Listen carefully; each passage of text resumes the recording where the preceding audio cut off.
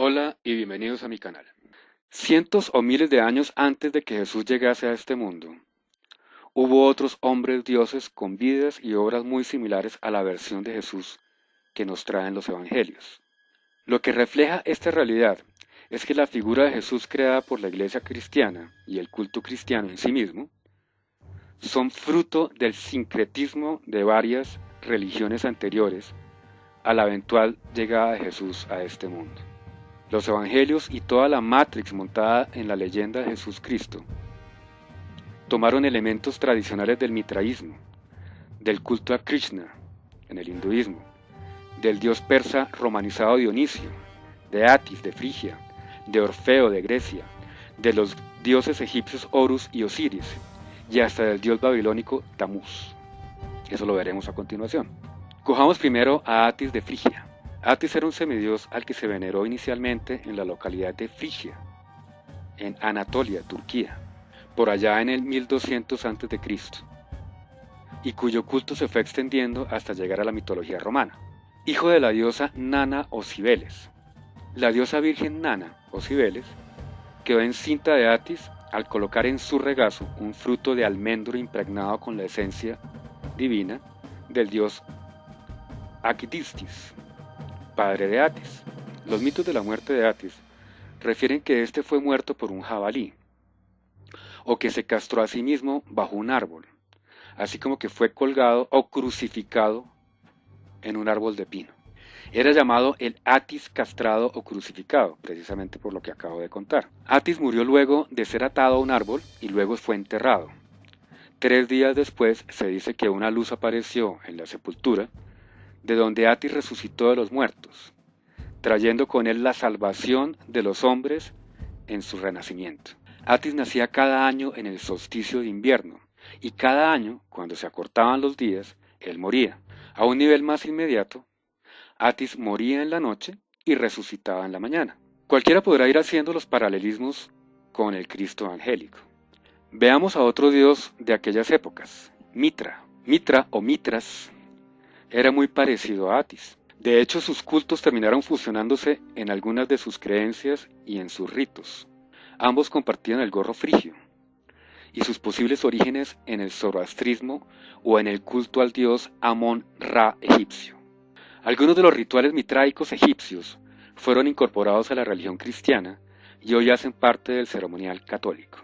Mitra fue un dios de las culturas india y persa que se puede remontar hasta el segundo milenio antes de Cristo.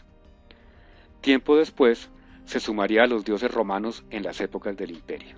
El mitraísmo era un culto solar, por lo que el dios Mitra solía representarse con los rayos solares en su cabeza. Sus máximos sacerdotes adornaban su cabeza con la mitra, que resulta exactamente igual a la que adorna la cabeza del Papa Católico. De hecho, la figura del Papa Católico también proviene del mitraísmo. La religión mitraica disponía de 7 grados de iniciación relacionados con los 7 planetas conocidos en la época. En los grados superiores, donde los seguidores ya podían participar de los misterios, estaban los leones, los persias, los heliodromos o mensajeros del sol, y en lo más alto los padres.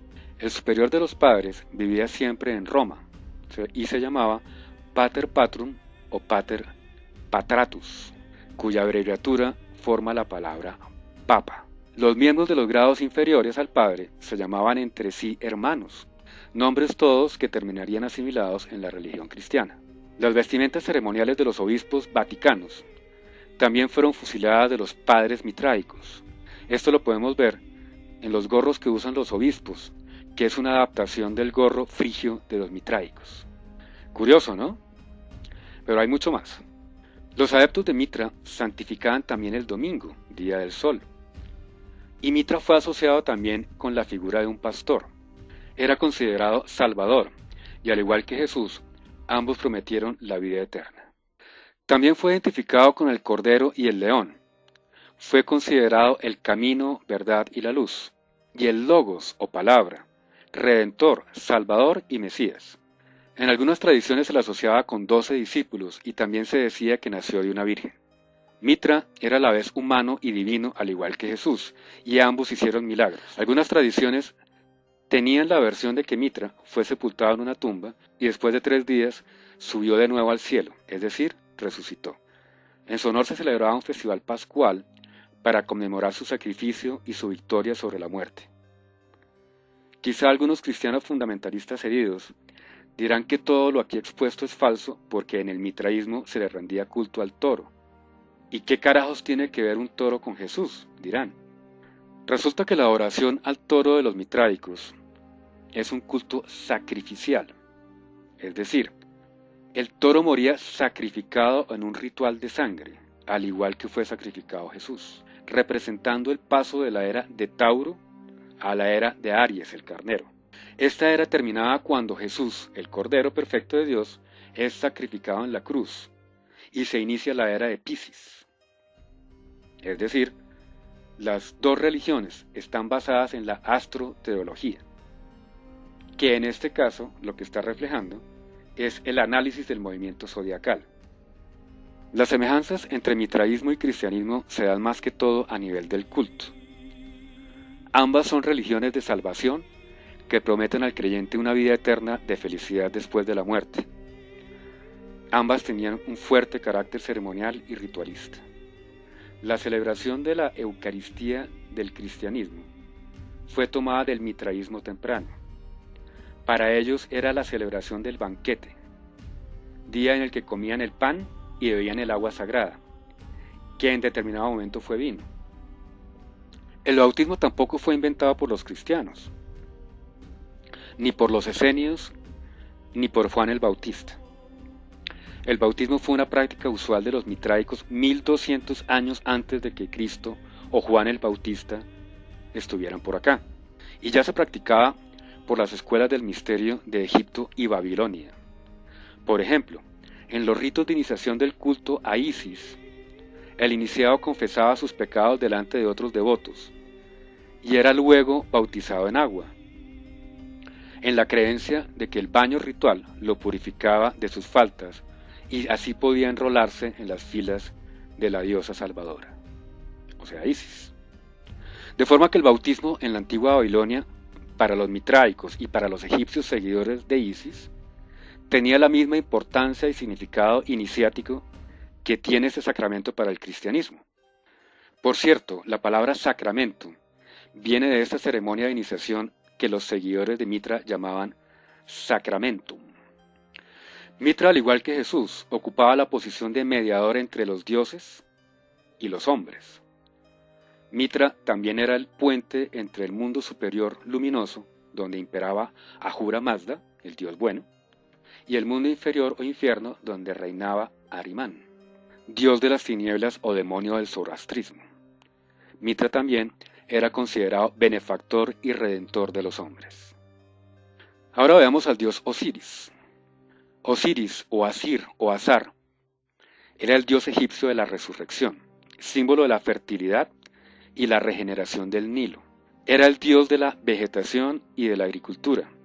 También preside el tribunal del juicio de los difuntos en la mitología egipcia. Y aunque muchos investigadores, incluidos los que hicieron el documental de Seigest, resaltan el parecido entre Horus y Jesús, Jesús parece corresponderse mejor con las historias que describen a Osiris.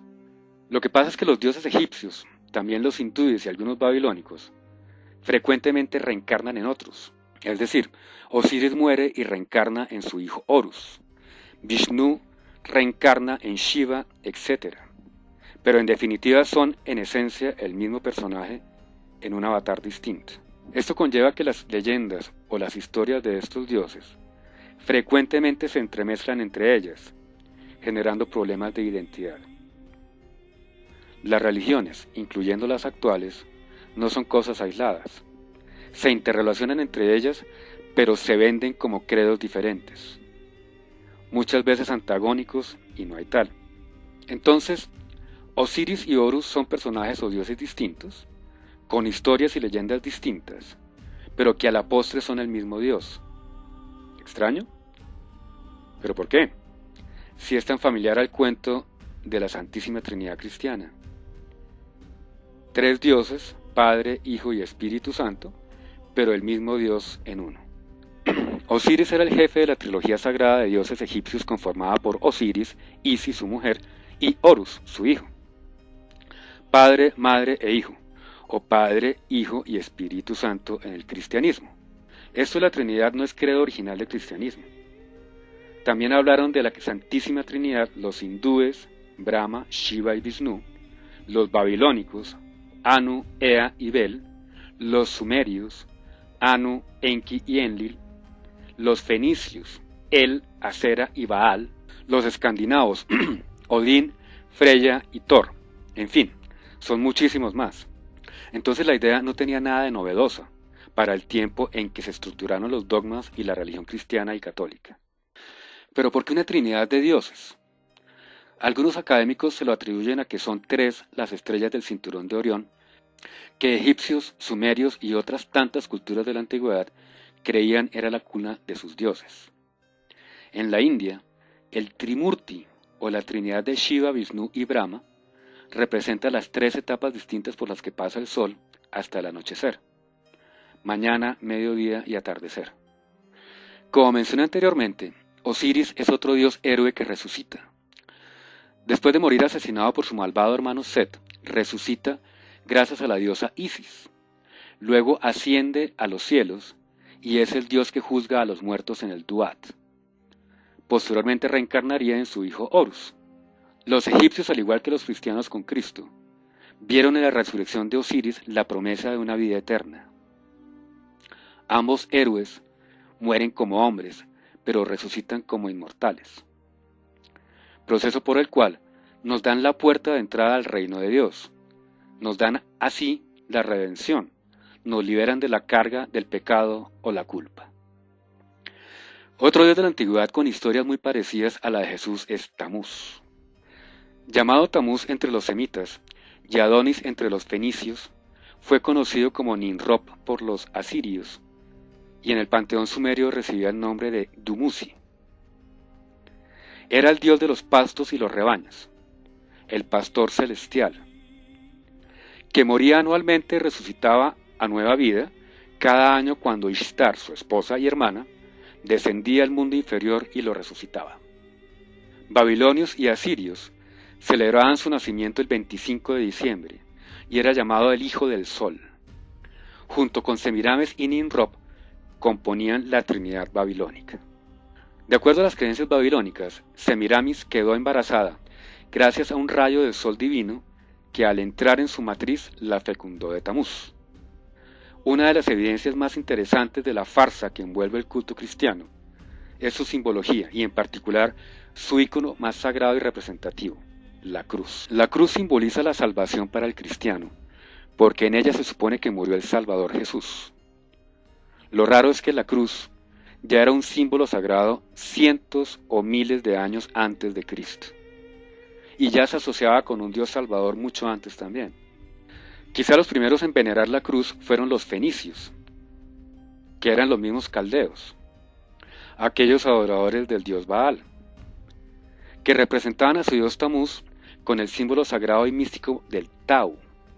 Para los egipcios la cruz era el símbolo sagrado Ankh, y era considerada la llave mágica que abría la frontera a la inmortalidad, y la asociaban con el dios Osiris. Cualquier parecido con las creencias cristianas no es pura coincidencia.